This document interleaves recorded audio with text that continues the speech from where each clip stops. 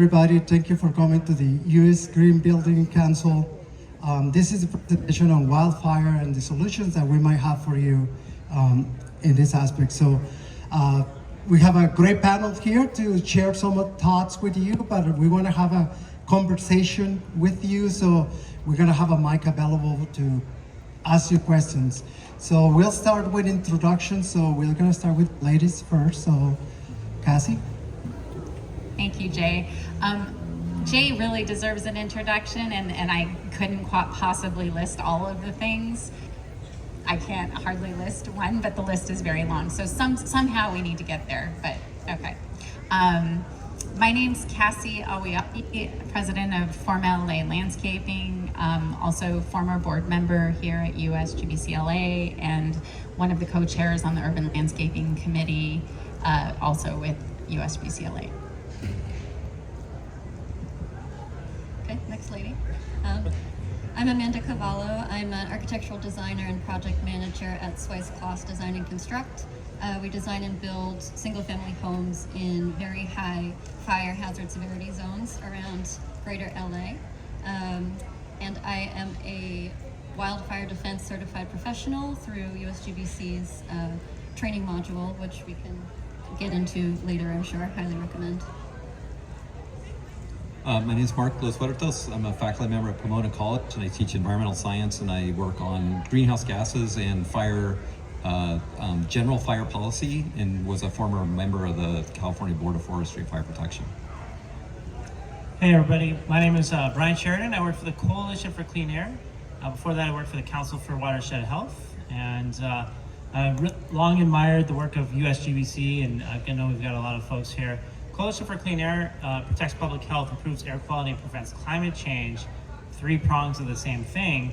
For those of you who don't know, South LA is a bit of an air pollution area, so we can get into sort of that ambient air quality standards in addition to many of the things we're seeing with wildfires. But super happy to be here today. And I'm Jay Lopez. I'm a current member of the California Board of Forestry and Fire Protection. I took Mark's place after he served for many years the board. I'm currently the executive director of the California Wildfire Mitigation Program, which is working on providing funding and guidance for retrofitting homes themselves, homes that are in the very high fire hazard severity zones, and homes that are right now we're targeting people with limited resources. But I've been a member of the California Fire State Council Board of Directors, United States Society of American Foresters, Board Directors, and some other parts, including the Theodore Payne Foundation Board of Directors. So we all have worked together and trying to put a context of what's going on right now. So to give you some quick statistics, so in the last 20 years, we had the biggest fire. We had the fire with the most structural loss and with the most life loss. Within the last 5 years, actually, all of those had happened, not only once, but it had happened twice. So we had in Thomas Fire in 2017. 7 months later, we had a bigger fire that took over the size of that fire 7 months later. And then a year later, we had the deadliest fire. We lost 85 people in a single fire, which has been unheard for us. And so we have lost the most acres, we have lost the most homes, and we have lost the most people in the last 5 years, more so than we could have before. When I started my career, we had fires that were pretty heavy in the 1930s, or another one in the 60s, but not continuously. The other context that we have is that fires, there's no fire season. It's just peak of the fire season, but fires can happen anytime. We had fires in January in Malibu. We had fires in the middle of the summer in the northern parts of the states, very high areas that you have snow actually predicted, and you still have some fires. And so the fire season is not what we used to consider just the summer months, can happen anytime. And the biggest part is that we have homes that have come along and we built along those paths of those fires. So we have large fires, destructive fires, and now we have the homes and the human aspect. And the human aspect is that in California, 95% of the fires are created by us, humans, either intentionally or not intentionally, but we are the main problem. In Northern California, we do have some lightning fires, not so much in Southern California, but we are the cause, and our encroachment and our activities are creating changes. And last part is we know there's a climate change because how things are behaving, the fire behavior that we need to see that today is not the same thing that I was when I started 35 years ago. We have predicted models. I was a fire behavior analyst. We can kind of point out where the fire was going to go and how it was going to behave. Right now, all those numbers go out the window. We get some fire behaviors that they're considered for something that has been dead for many years. You will have a forest that is dead and decaying, and it has a lot of dead material. You can apply that model almost anywhere, from chaparral all the way to forest. So all those factors have created quite a conundrum for us, and we're trying to go through that. The green building industry is a big part of what we're trying to do, so that's why we find ourselves here speaking with you. And the first part we probably would like to talk about is, Cassy, how do you see the problem, the fire problem here? What do you see? Yeah, thanks, Jay. I think that one of the things that Jay mentioned is that our idea of fire danger is probably still in history, in that we see it as a seasonal challenge versus a year-round challenge. So I think that's one of the first issues, is to just sort of shift our understanding of that this is something that we need to be thinking about year-round. Another sort of part of this is also historical, in that native plants, generally native chaparral communities, our wildlands, haven't been well understood as to their contribution to our lives as humans, and how we can leverage, nature generally in the city broadly to protect ourselves. And so natives have generally been thought of as a villain, and the danger in wildfire.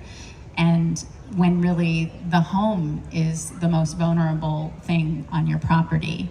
And if we can sort of maybe rethink a couple of these areas, what we can find is that nature offers us all kinds of opportunities to improve our health, deal with some of the climate change issues. I'd like to kind of say that where I am today has sort of been built up by the morning's talks out here, with inequities in nature, in redlined, systemically racism over 80 years.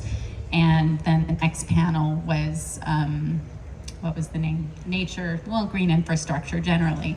So here we are having this same conversation of resetting the value of nature, and nature certainly has a really important role in what I would like to call wildfire defense. And so if we can set up our homes properly to be less vulnerable, we start to look at the solutions and be able to build outward in a much more safe way. I'll answer the same question. So one of the things that I think about is sort of the long-term implications of climate change. So some of the things that's probably already occurring is we have an increase in evapotranspiration in ET. We're probably having increase in precipitation, although that's precipitation in a specific part of the seasonality, which then promotes invasives, especially grasses. And those grasses have this capacity to carry fires in ways that we really hadn't seen in the past, in ways that we have a harder time responding to. So when I think about the climate process in the long term, I think about my experiences of raising teenagers. I felt like I figured something out and it was already too late and they were already to the next stage and I had to readjust, and I always felt like I was a little bit behind. And I think for us in California, we're going to be struggling to figure out how to alter or address these issues in real time, but we're already behind because, as Cassy mentioned, we've got history showing us that we're already having some of these issues creeping up. And the state apparatus to deal with these is awkward. Lots of different agencies have lots of different pieces of the puzzle, and it's really difficult to get them in sync on some of these issues in the complexity of managing private property. And we can talk more about that issue as we move through the panel. I think from the built environment perspective, it's important to understand that buildings and structures are the first thing to perish in a wildfire and provide the most fuel for a wildfire. I think we use materials in our building and construction that are flammable, chemical, synthetic, combustible, and explosive. So obviously that adds to the problem. And it starts because the worst impacts are due to windblown embers that can travel for miles and land on roofs, get in through vents, and really will burn a structure from the inside out. So that's why Cassy said that it really, the biggest danger is to your home.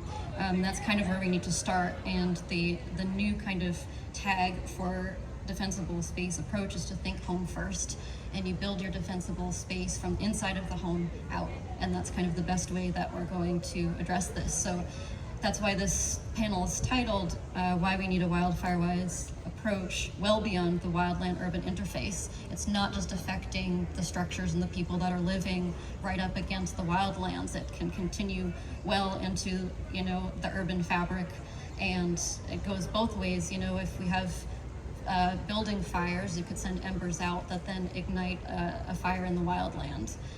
So it's something that affects everybody, and it's important for all of us to talk about. So, from the Coalition for Clean Air's perspective, I think getting involved in policy advocacies, and as well as behavior change. So a lot of folks are talking sort of changes from the homeowner perspective, but really, last year we supported Insurance Commissioner Lara's proposal to allow for lower insurance rates if you did smart things with your landscape. And those are the kind of things that where we can support folks like Commissioner Lara as they try to address this. And of course, we have to acknowledge that if we're going to continue to build further and further out from our cities, we're going to have a lot of problems. And when a wildfire rolls through your community, we think of something called particulate matter. So if you go to the Coalition for Clean Air's website at ccair.org, you can actually see in real time these little particles that you're breathing in, and it's actually really useful from an ongoing basis, but really apparent during a wildfire. But what you don't see are things, when a wildfire goes through your home or your transmission line or infrastructure, it's picking up some really nasty chemicals. Think of a fluorescent light bulb and what's in that. So, it's really critical that we're doing something about this, as well as acknowledging the role of wildfire in the natural landscape. So, and then on the behavior change, let me just poll you guys. How many of you had to do the valet this morning? Just raise your hands. I just want to see how many were like me and didn't plan well and had to do that. Okay. How many of you that raised your hands actually thought to turn off your engines during that time? Okay, thank you.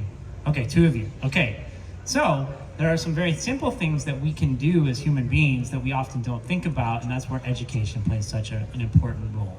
So, Brian, I drove an electric car.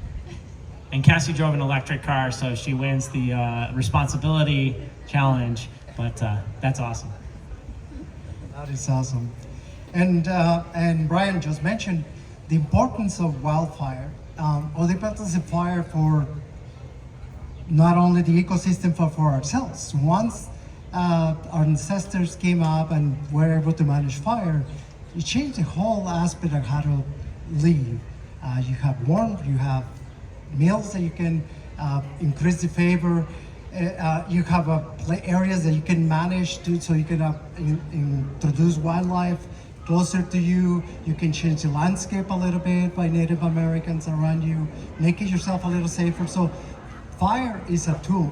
So the big context is we gotta say what is wildfire and what is wildland fire.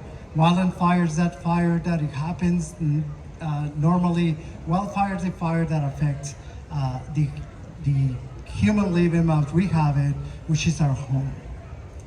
So the important part of what I'm trying to say here is that fire is not a bad thing. Fire is a good thing, but it needs to be managed, and we need to be prepared. And we do it every day. When we got out this morning, do I wear a sweater or do I wear a jacket, or it's gonna be, so you prepare for the day. How long the day is gonna be? Am I gonna have to bring a meal with me, or gonna have to bring my eating utensils with me, or I'm gonna have to do something? We prepare every day. We set up for preparedness. We gotta take the same thing as it relates to how do we build and do homes. Now we also have specific jobs that we do. So Cassy, how does wildfire affect what you do every day? That's evolved quite a bit over the last 10 years, I'd say, particularly with the Zone 0 compliance coming up. Some of you may have heard about Zone 0, which is first 5 feet away from the home. And as a landscape design, build, and maintenance company, that really changes the way we approach our projects, because starting next year, all of those homes that are in the wildland urban interface and subject to inspection might be subject to fines if their landscape isn't designed appropriately. So that is one huge change. On the maintenance side, I would say that's something that we've really been able to adapt to and address for the last 5 or 6 years as far as wildfire defense. And that is really alludes to what Jay was just saying, that every day you're planning, and the maintenance around the immediate area, that 5-foot zone, should be part of that plan. Just this morning, right before I left the house, my trash cans are lined up against my house. There was a ladder laying down against the house, and behind all of that is all of the pine needles and dead leaves that have blown in there. That's a maintenance issue. That's something that we can address on a daily basis.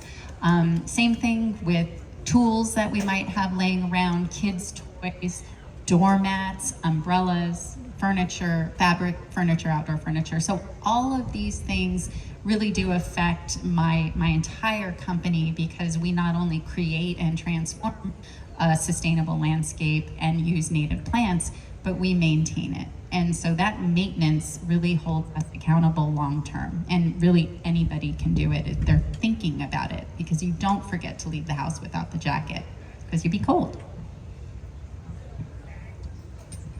I'm going to pivot a little bit on this and talk about the role that I do as a teacher. And so what I see is that the younger generation, 18 to 22, is most of the folks that I interact with on a daily basis.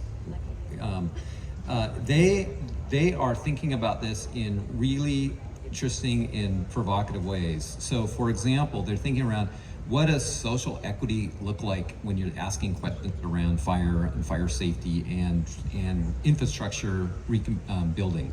What does green infrastructure look like in terms of racial equality, or at least righting some of the inequalities around the long history of racialized capital in the United States? So for me, when I'm thinking around wildfires, I'm thinking very critically about how to communicate and talk about how do we have a net positive or net productive conversations around wildfires, where we are thinking around the social equity issues. And the concern that I have in the long term, and again, this is the problem of being an academic, I have this long horizon that doesn't really fit anything happening tomorrow, is climate's land speculation. It's going to be the new kind of redlining for a lot of communities. Where folks can afford to live in resilient communities, and the rest of us can't afford it. And that may not happen for 50 years or maybe 100 years, but those are the seeds that are being planted now. And so I think about that in terms of the hills around Southern California, of how we create something that's accessible, but also in terms of socially just, and that so that burning infrastructures then doesn't impact communities that are vulnerable in the valley. So there's layers and layers of this, and I will get lost by going through all the layers, but I just want to sort of root that as a concern that I have in the long term. For me, it starts with educating ourselves and then also educating our clients as to why it's important to think about this and implement various home hardening strategies. Home hardening is just kind of building in a way that makes your home resistant to fire, and kind of selling that this is something that can impact you directly, and also impact the greater environment, and it goes not from just only from preventing loss of your property, but it affects air quality, it affects climate change and all of the above. And I'm more focused on the actual physical implementations of how to kind of solve these issues, and many of them are actually good fire resistant design practices are also just good sustainable design practices. They overlap a great deal. So just a few examples: double pane windows that are tempered, windows that are resistant to heat, because if you do have a wildfire approaching and your glazing blows out, then you're kind of done for. As soon as the embers get inside, where you have presumably more flammable things, it doesn't matter if you have defensible space landscaping, nothing's going to save you. And then also, double pane windows are insulated, and that's energy saving. So it's a win-win in many cases. Another example, airtight envelopes with a conditioned attic, which is, commonly used in passive house certification. So you have no attic vents, which is less gaps for embers to come into the home, and less openings for smoke to enter the home.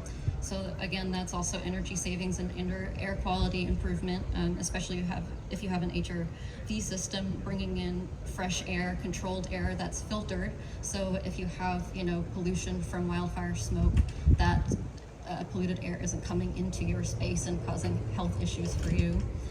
Going all electric in the home, that's a big conversation right now. No natural gas and fossil fuels, that's explosives that are just going to fuel a fire, obviously have detrimental effects. Natural, high quality, long lasting materials. So synthetics, plastics, those are going to be the first thing to melt and fail if the heat does reach you. They're more flammable, they emit more pollution when they're burned, VOCs anyways. So thinking about using materials that are going to be better for indoor air quality, less pollutants and microplastics, less maintenance, all of that's better for fire resistance and sustainability. So for example, stucco, metal, tile, stone, pebbles, concrete, limecrete is kind of towing a line. That's a different conversation in terms of sustainability. Even getting to natural building, which I'm a huge fan of, super adobe, rammed earth, natural plasters, all great options that I think we should be exploring further.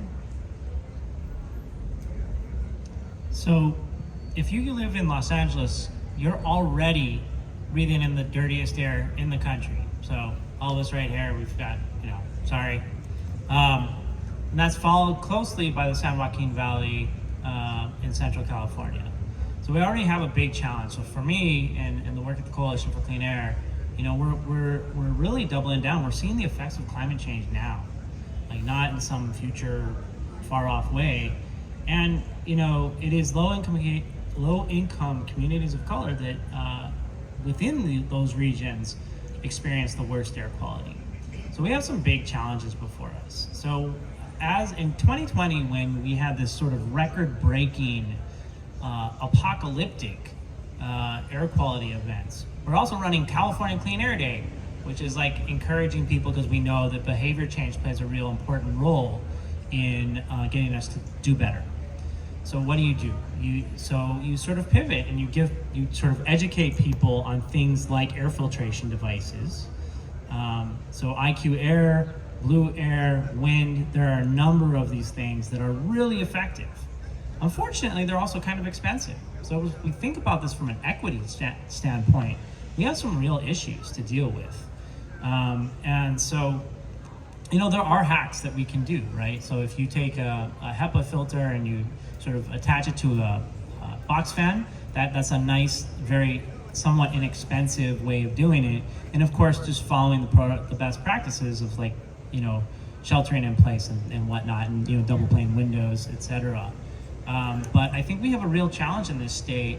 Right now the governor, thankfully, he's dealing with a huge budget shortfall, but we've been able to maintain a lot of funding for things like this.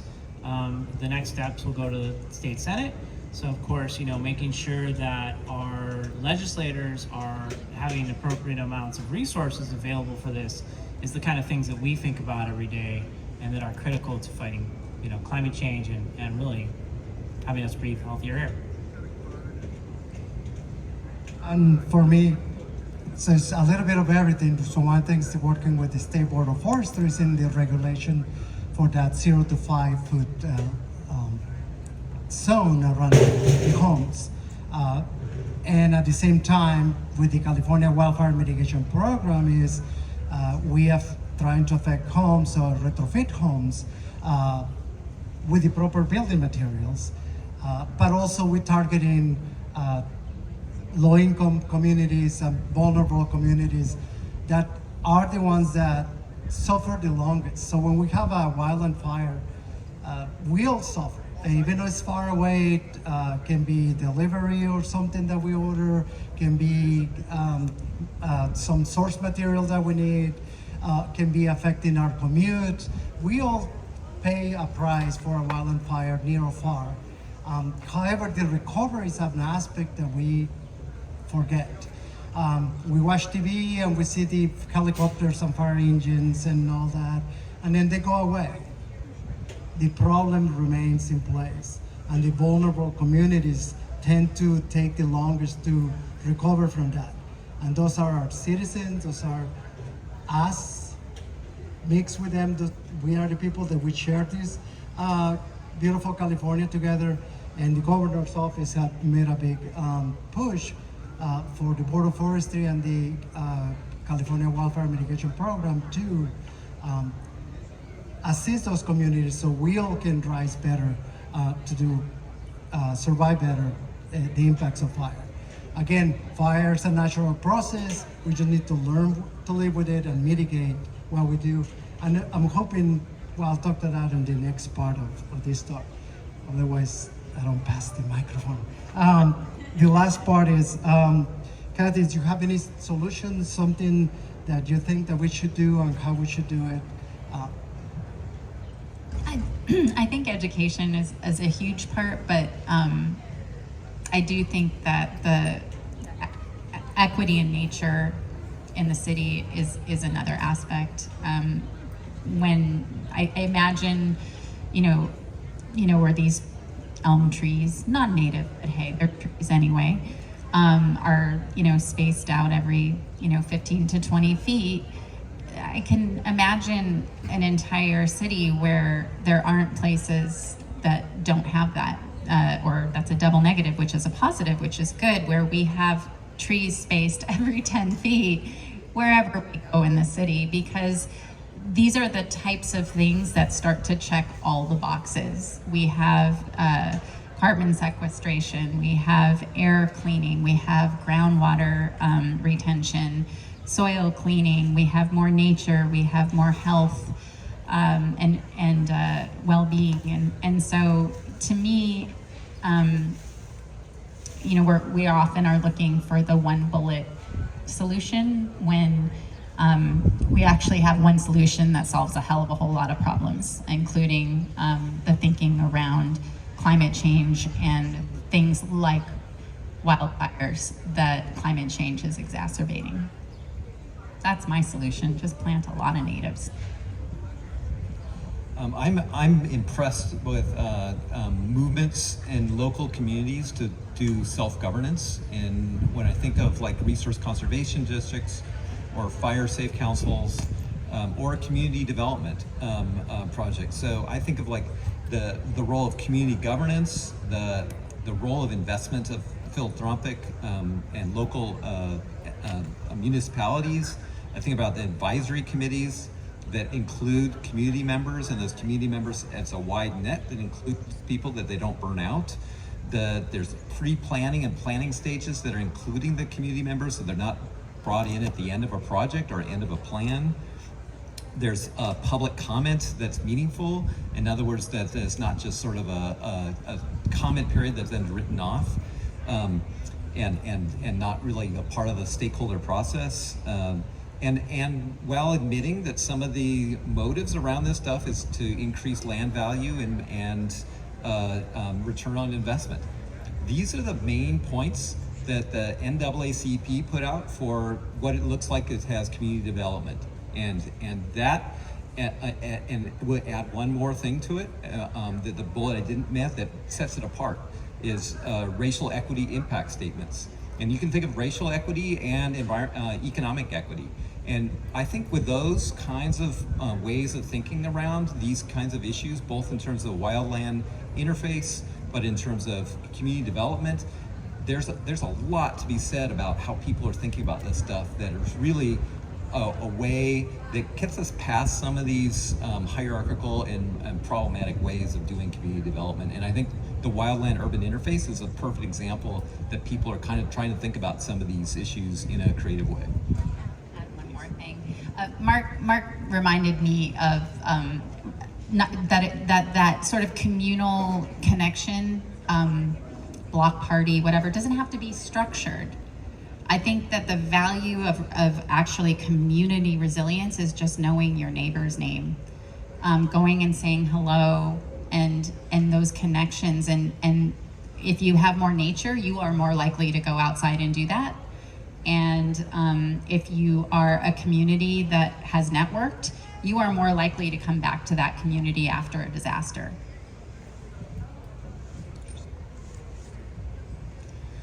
Yeah, I really just can echo what Cassy and Mark said. It starts with education and really just thinking about the issue holistically and systematically, and it's the solution to really all the problems, and they need to be worked on together in tandem. And starting small, helping communities to help themselves, advocating for resources given to underserved communities that really need that, and they're knowing that there are smaller, simpler steps you can take to kind of work towards a larger solution. In terms of home hardening, it's something as simple as understanding how important maintenance is and just keeping things clear of debris, and putting ember safe vents on openings, having a cover on your gutters to keep debris out of gutters. Little things like that is kind of the place to start, and anyone can do that now, and then you grow from there. Jay, I was totally listening to them, so I totally forgot what the question was. I think solutions. Okay, so it's interesting. So from a policy perspective, I mean, honestly, like some of the places that we're building, it's not sustainable, and we really need to think about that. But a lot of it's already been done, so I think we need to do better, which is what some of the folks on here are trying to get us to do. While fire has always been a part of the natural environment, it's just the fact that we are constantly causing them that is really hurting, making these things bigger. But so like I said, Ricardo Lara and when he passed that kind of legislation that really makes us do better is critical, and ensuring that we have the resources to do better. That's a huge part of the solution. From just a practical, I'm in this right now. We're really proud to I see Will out here in the audience. So we last year announced the largest air quality monitoring network, school-based, in the country, so that any student can go and log in and see in a real-time situation what that particulate matter looks like. So one of the cool things, I don't know if you guys remember, let's see. So you remember when these things used to be like 3 times as big and they had like an antenna and they were really ugly and they cost $500? So that kind of like, and they come down in price, now they do all these things that you never thought they'd do. Well, that's going on with our air quality monitors. So when you go on, you can get all kinds of data that's really neat and helpful, and every day we're trying to improve things. And the next step on that, I hope, is going to be some predictive things so that you can see patterns. But for wildfires, and you're panicking, you're like looking out like, oh my God, this thing's coming at me. Is it safe to go outside? Can I do something? They're really good at showing you how close it is to your house or where you're at. So you can make some real-time decisions. So following those things, like you can actually follow the monitors. It's actually, for me personally, it's actually helped. My mother lived in the foothills in Sierra Madre, and just, you know, I remember watching it. I'm like, okay, it's time to get her out now. Like, she cannot, when the Bobcat fire happened. So the technology is really helping. I will say that. Excellent. And you know, for me, it's exactly what you hear right here. It's not a single solution. It's the overlap of solution one over the other one. And just think about the cars. When I was a little kid, seat belts were optional. And then seat belts were just lap seat belts. And then we got shouldered and lap seat belts. And things kept getting better because the seat belt by itself did not stop injuries. And then now you got cars that crash into themselves, they collapse into themselves to absorb the, by the way, there are cars that are able to withstand a 35-mile-an-hour collision, not recommended, but the car functions that way to protect you. You have airbags and all those systems that have been added for the R protection. So we think about the home about the same way. What else can we do inside the home, outside the home, how we build the home, and not only that, how we build our communities, like you were saying, and where do we build our communities? And they're already built, what we can do. So a big thing will be to start moving from mitigation to prevention. We grade mitigating, we had COVID, so we had to wear our masks, we had to stay away from each other. We couldn't share mics a year, 2 years ago. All the stuff that we had to mitigate. And we know that this thing is prevention is the best way to do that. And going back to the example in the morning, you prepare for the day. You prevent the consequences of being too cold or too hot, but dressing properly. So adapting our thinking from moving from just mitigating to preventing is important. And not only at each home, but at a community level. And insurance companies will love to see that. You want to see a reduction in insurance companies? Work with your neighbor, work with your community work, or when we build homes, educate everybody. Why the home that Amanda is building somewhere is better than the other one? She designed it. But second of all, is because it's prepared to deal with wildfire. So think about performance of the home. We think about performance when we are athletes, when we have vehicles, our homes needs to have a level of performance. And lastly, I was just looking at, you have the chance, it's 1960s video from the 1961 Bel Air fire called Design for Disaster. You can find it on YouTube. It's a short little 20-minute video that will tell you that what we're talking about today, we've been living for several years. Lastly, any words that you want to add up to this? Anything that you think that we should be? Just maybe to tie it back to green building, where, you know, who's putting, USBCLA is putting this on, and all the things that we're talking about, again, have been sort of working in silos. And I think when you bring together some of the points that have been made up here, you're feeding into the greater good of the green building. And I've been saying this ever since I was a member of USGBCLA. I lose track, but maybe 25 years now, that there is no such thing as a green building. if you stop at the skin of the building. So you need to have the green infrastructure and the greenery. So I'm going to ask a question for Cassy. So there's a fetish with native plants. What if native plants are maladapted to climate change? trying to stump me, huh? Well, so the plants that are here that are native have, for the most part, evolved here for millions of years. They are going to be the most adaptable since they have been adapting for all those millions of years. And you know, we have species loss going on all over the world, and that is a fact.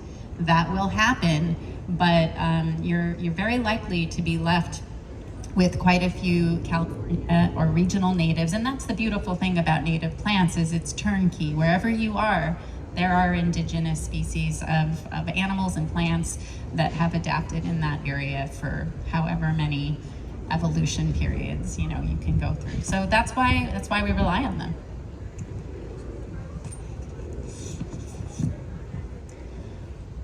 Well, I guess we don't have time in this panel to get into a full lesson on all the things that you can do to home harden and defend against wildfire.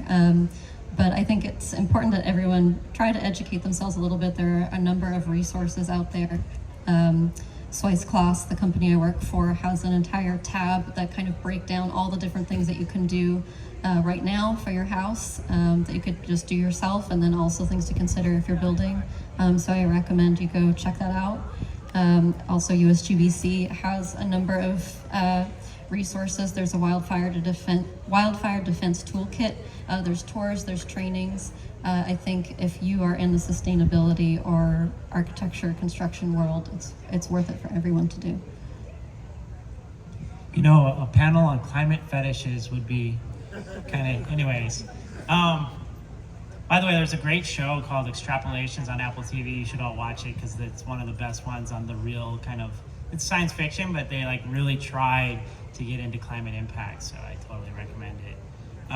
You know, it's, I will say also, our friends from CAL FIRE left, but it would have been nice passing Prop 30 so we had more money to fight wildfires. But the next time that comes around, hopefully everyone will vote for something like that. Like I said, you know, it's getting involved. I think you guys are really smart. All the things you guys said is spot on. Just getting involved on some of the issues as they come up that are clearly going to have, you know, wildfire impacts. You know, you in this room, I think, in this room, we're outside. You out here have a lot that you could add to that conversation. I'll make one more plug since our friends from, and I'm going to get the name wrong, but Arroyos and Foothills Foundation, did I get it right? Conservancy. So they've put together a beautiful show that opens very soon, goes on for a few months over at Descanso, that is all about wildlife corridors, and there is a segment on wildfire defense as well, but it's a beautiful exhibit. I hope everybody can get up there. There's other things, but I can't think of it right now. So I'll just set up, you know, I have a home that is right against the Angeles National Forest, and I did the upgrades of the home and to maintain insurance. That was the main goal that I wanted to say. I was going to lose the insurance if I would do that. But it also was an opportunity to do some green building incorporation of it. So the roof has an insulation now, doors, not all the windows, going in sections, but they have double pane with tempered glass, all the door tempered glass on both sides. And it has made a big difference into the house itself. So this is an opportunity not only to be thinking on doing wildfire solutions, but start doing the solution, you know, comprehensive. Start bringing, you have the opportunity to do green building standards, having match with your wildfire solutions, do it. It has made a big difference in the house. My daughter's living there, she's so happy with it. So, and we're happy that she's safe at the same time. And one thing to remember, climate change has many effects. And green building really makes that difference. So a little while ago, we didn't have water enough with the power sources were about to be threatened for us because there was enough water to create power to come our way. Having a home that performs well, not only with the wildfire, but also to climate, that you don't have to turn on your AC or your heater all the time, or just on a limited basis to stay colder or warmer, depends on the time of the year. It also mitigates the effects on everybody else at the same time. So we think about the home itself, we think home first, but the decision that we make our homes is very easy to extrapolate to communities. So that's something I like to leave you guys with it. So we have about 10 minutes for questions. So I got a microphone right here and I can walk. So raise your hand, you have a question. You look like you have a question. Okay.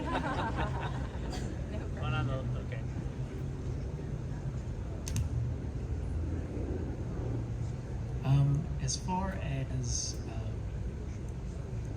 sort of developing different methods and kind of fighting the variances and new wildfire behaviors that have been more present. Oh, there we go. Is there has there been developing research into figuring out these new patterns or sort of prescriptive approaches that you've seen as of late, and what do you think of said approaches? Great question. Mark? So, fire science is actually a pretty well-developed field, and I would say that we have some really good ideas of some types of fires in forested lands, especially conifer forests. And the history of that is a kind of a backcasting to understand what's happening. We are struggling with trying to figure out how the new high wind driven systems are changing how we're, both in terms of structural prevention, but also in terms of how those fire behave. And they're very, there's a lot of stochasticity, a randomness to it that makes it really hard to figure out how to make predictive models around that. So I will punt and say that's a great question, and if you need a PhD project for yourself in your future life, that would be an awesome and well-supported project. Oh, me. Hi, thank you so much. That was such a great panel. I just wanted to make a comment and echo a little bit of what Cassy and Mark said about the importance of community. And I'm with the City of Sierra Madre and the Sierra Madre Fire Department, and we have really seen what an impact it has made to just the education portion alone, and really pushing on our residents the importance of education. When we first started, we would get 1 to 2 people at our events, and now we're in the 20s and we're growing, and it's really making a difference. Our programs are now kind of starting to run themselves, and that just really shows me that our residents are doing the work. They are coming to these educational events, they are signing up for these chipper events. So I did want to say that it does make a difference to educate your residents and your local representatives. One reason why our program has been so successful is because we do have the support from our city council. We have a great fire chief who supports all of our programs and really sees the importance in being preparing and preventing this a major issue. So I just wanted to emphasize how I agree with what the panelists said. Thank you. Good job. I'm very impressed with you. I mean, you're right on the spot. Great question, exactly. I just want to add up that the solutions are many, and it's not only on the fire front, coming up with new tools and all that, but detectors and it's stuff that already exists out there that we can bring up to help us not only mitigate but prevent. Moving from mitigation to prevention is you're gonna hear me say that over and again. And thank you for your comment. It's not only education; it's the education that leads to behavioral change. So we can be educated all you want, and one of them is money. We learn all this stuff about money, but you still spending a lot of money on your credit card. Doesn't matter how much you learn that you shouldn't spend, is when you change the behavior, is when things start happening. Any other questions out there? I do have one more resource, Jay, that had slipped my mind. But landscapedefense.org provide free home ignition zone evaluations. So that's, I'm sorry. Defensiblespace.org. Oh, thank goodness people are here to help me. Defensiblespace.org. You can sign up for a free home ignition zone evaluation. Pretty valuable. You learn a lot. It's free. And you can start looking at some of the things that Amanda was talking about as a starting point. Hi, so my question is, I know in like the Sierras, they do things like, or they're starting to implement more prescribed burns or forest management. I'm just curious, in our landscape in Southern California where there's more California chaparral, is there any steps being taken similar to that? Is there anything you can do in that kind of landscape that's similar to try and prevent this scale of wildfires that we've been having? The contrast in Southern California is our fires, our manzanitas are burning too quickly. They need 60, 70 years recurrent. They're getting like 4 or 5 year recurrent intervals. So we're losing our manzanita species because of so prescribed burns won't really help us in that context. So we really have to think about connectivity and breaking that connectivity. But when these high wind storm events, Santa Ana winds, it makes it really challenging. So I think we're in a really unique challenge, and I don't think we know a good solution for some of those concerns. But the other issue with controlled burns, just so we all appreciate that there's a air quality issue associated with controlled burns that makes it really challenging to get permits for those. And the CAL FIRE applies for permits, dozens and dozens and dozens of permits, and some get approved, some don't get approved because of public comment. So we have to rethink the air quality impacts of controlled burns and just say, you know what, we can control burn when the wind is probably in our favor, or we can have a wildfire where the wind is not in our favor and the air quality impacts are going to be a lot worse. So to support that, but there's some regions in Southern California that controlled burns probably aren't going to be a helpful resource or activity. So that's when you have your toolbox, the larger the toolbox that you have, that you're applying the right thing. So, you know, when you need the 1/8 of an inch or the 1/2 an inch socket, you'll have it right there when you need it. So what applies in the forest doesn't apply in Southern California, like Mark was saying, but there's different tools. There's, when I was working, we did this surgical position treatments that can be hand treatment, can be masticators, can be different type of vegetation management. But two things to remember: one, the vegetation that we deal with is adapted to fire. The homes that we live in are not adapted to fire. So we need to make that equality right in there. So thank you. And it's something that Cassy mentioned, because that vegetation knows how to live with fire. We need to know how to live with fire. And the treatments had to be something that enhance that vegetation that is already established in Southern California. Instead of trying to change it, utilize it for our benefit. And so the treatments that we do are, in sense, smaller but well-placed, that will create a speed bump or will create some change without having to change the habitat itself. Because fire by itself, a fire that occurs several times changes the ecology of the place, and we have type conversion that is not what we need. Okay, we have one more question here.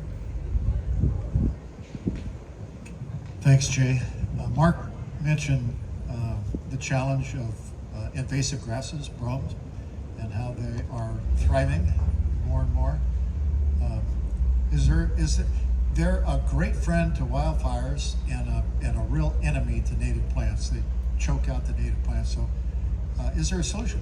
Like genetic engineering? What can be done? Oh, thanks a lot. I think that, thank you for that question. Well, funding would be a thing. I would say that, having municipalities, on the state and federal level, get more involved in what we call our arsonists, our invasive plants, to remove those things that don't stay hydrated in our chaparral communities, like the broom, the pennisetum grass, that move fire super fast into the more well-hydrated chaparral communities that create those firestorms. So I think more funding to really see how critical it is to manage these areas and to eradicate. I speak with the California Invasive Plant Society a couple times a year, and he tells me how much it costs to how much funding they get to manage this, and it's just a drop in the bucket. They need more money to deal with that. I would also say in your own home and in your own communities where you see projects going on, if there's a local native nursery, try to point people in the right direction. Take a native plant class. The more natives you plant, the more that's what people see. I also think that, as an example, our municipalities should be planting natives in public spaces primarily, so that people can see what works, what provides more services for us from a green infrastructure standpoint, from a corridor standpoint. So I think having more of it is really just allows more of the right thing, and then we get more native buckwheat spreading around instead of broom. So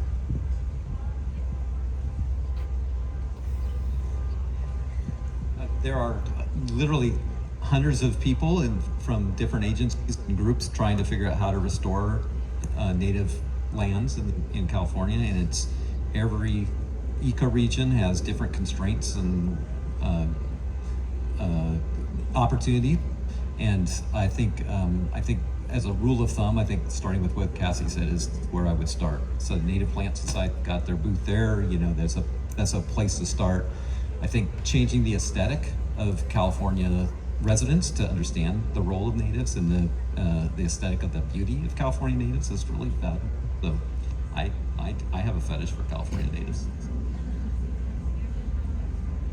So we come to the end of our conversation here. So I just would like to leave you, unless somebody else have something to say, is the solution is not unique. The solution is many solutions, overlapping of solutions or measures to make yourself safer, more adapted to these changes that we have. Climate's always changing, it's always going to be changing.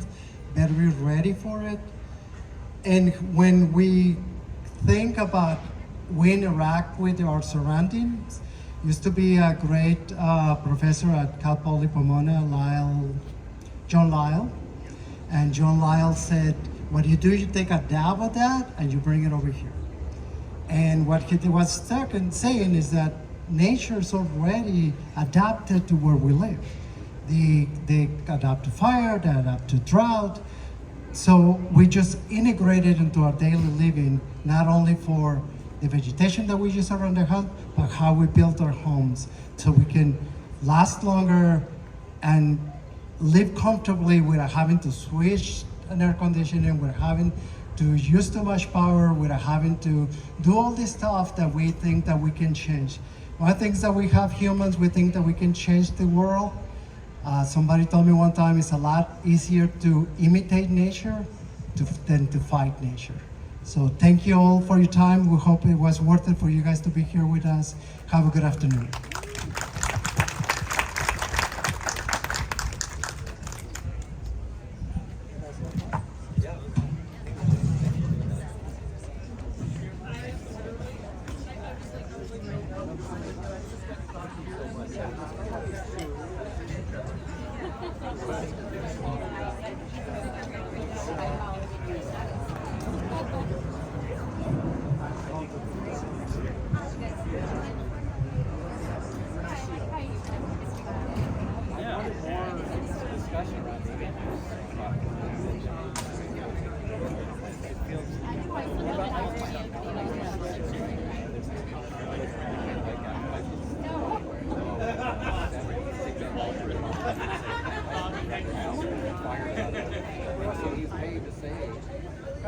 One more time.